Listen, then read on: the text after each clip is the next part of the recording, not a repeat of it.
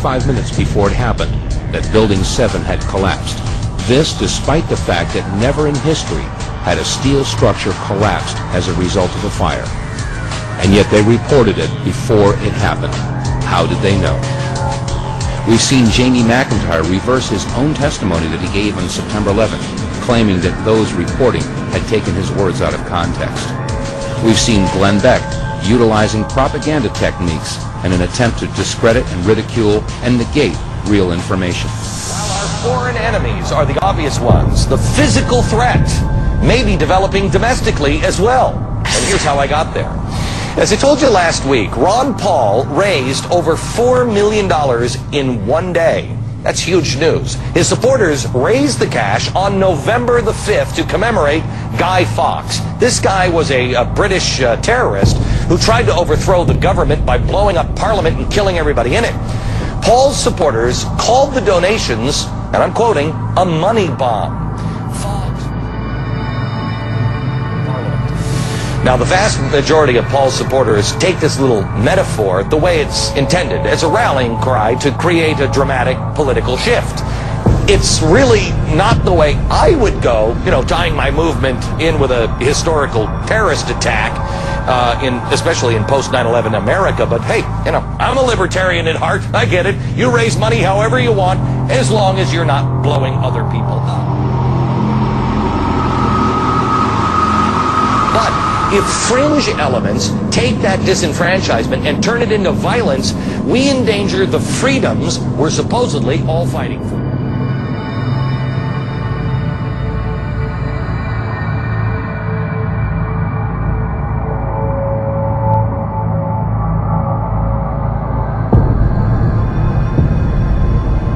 David Horowitz is the author of Indoctrination U, The Left's War Against Academic Freedom. Of, unfortunately, libertarian websites which are indistinguishable from the anti-American left these days. Yeah. LouRockwell.com and others like that. They totally in bed with the Islamo-fascists and a turn against this country. John, I'm sick of seeing the emails about the FEMA camps. I got something from friends that was about Nancy Pelosi, and it was completely bogus. Look, let's just stick to the facts. There's enough truth out there that pisses people off. We don't need all the lies. The basic idea is that FEMA is setting up evil concentration camps to be used.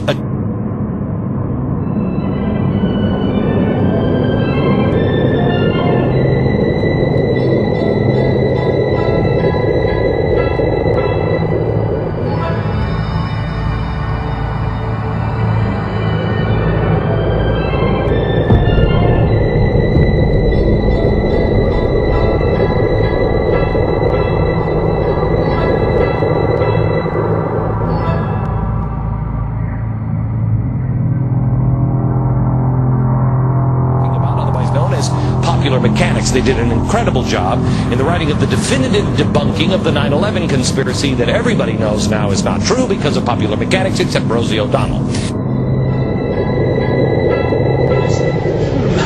But Deke, don't you know Popular Mechanics have debunked all of the 9/11 conspiracy theories? Didn't you know that, Deke? It's been scientifically explained by experts working for a gentleman's periodical magazine. Wow, that's great! I can put my mind to rest now. I was almost convinced by the thousands of pilots, architects, metallurgists, scientists of all kinds with scientific evidence of thermite residue at ground zero and the laws of physics on their side. But now, there's a couple of guys who like fixing cars and played with Meccano when they're young.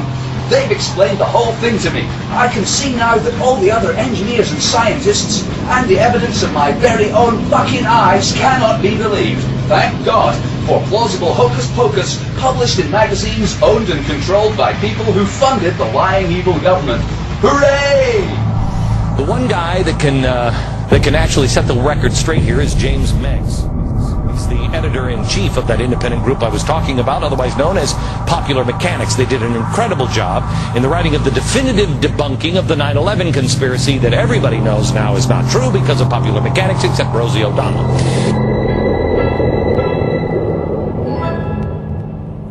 Popular Mechanics says of itself that it was ideally equipped to research the evidence about 9/11 because of its more than 100 years of expertise in science and technology.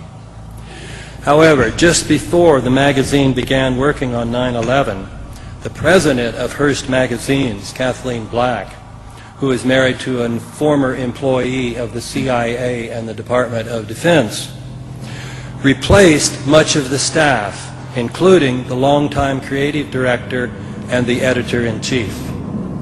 Moreover, one of the new members of the staff, who described himself as the senior researcher for the magazine's 2005 article about 9/11, on which its 2006 book is based, was Benjamin Chertoff, a cousin of the head of Homeland Security, Michael Chertoff.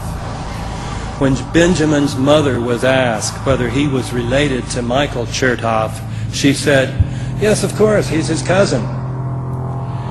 But the new editor-in-chief at Popular Mechanics, James Meigs, has tried to cast doubt on this connection. He misquotes her statement. Then he speaks of the odd coincidence that the two men have the same last name. And he allows only that it's possible that Ben and Michael are distantly related. This is one of the unintentionally hilarious moments in this book. Although Meigs claims that he and his crack staff were able in just a few months to discover the truth about why the hijacked airliners were not intercepted, why the 3 buildings came down, and what happened at the Pentagon, and what happened to Flight 93. They could not discover whether a member of their own staff was related to the head of Homeland Security.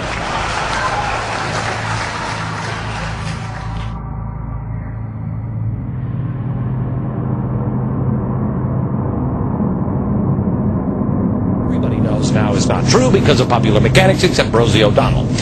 James is here now to do the same with the FEMA camps. Okay, let's just start with the easy stuff here.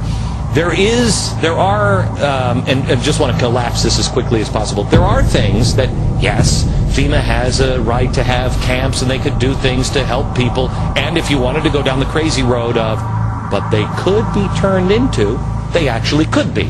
But there's like a million other steps that have to happen. That's correct. And what we did was we looked into these claims. You know, you can't go and visit every one of the 600 sites that some of these conspiracy theorists claim. So we started looking at the ones that are most popular on the internet.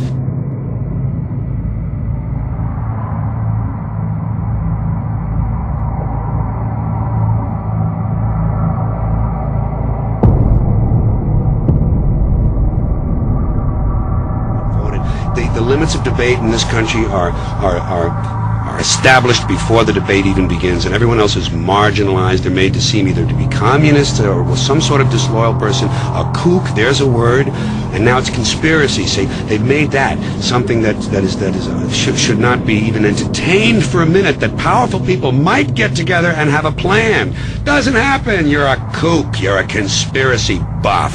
Actually, some aren't so fun. Ever since 9/11, a bunch of theorists, otherwise known as people with active imaginations, no common sense, and a lot of time on their hands, have insisted that explosives inside the World Trade Center brought the towers down, that all the victims in the first plane really didn't die because there were no passengers, and that no plane ever hit the Pentagon. Ask yourself this question.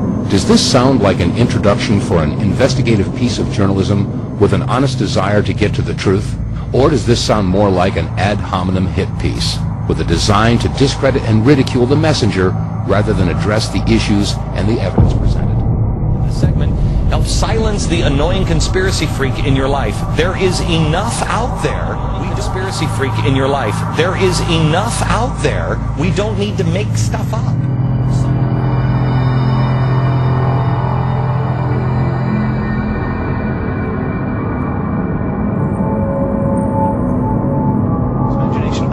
I'm doing a story tonight that I wanted to debunk these FEMA camps. I'm tired of hearing. You know about them? Sure. I'm tired of hearing them. I wanted to debunk them. Well, we've now for several days done research on them. I can't debunk them. In your life, see, you know, 9/11 victim family, you know, on television or whatever, I'm just like, oh, shut up. I'm so sick of them because they're always complaining. And we did our best. I didn't think I could hate victims faster than the 9/11 victims. These guys, when you see, and you know, it's really sad.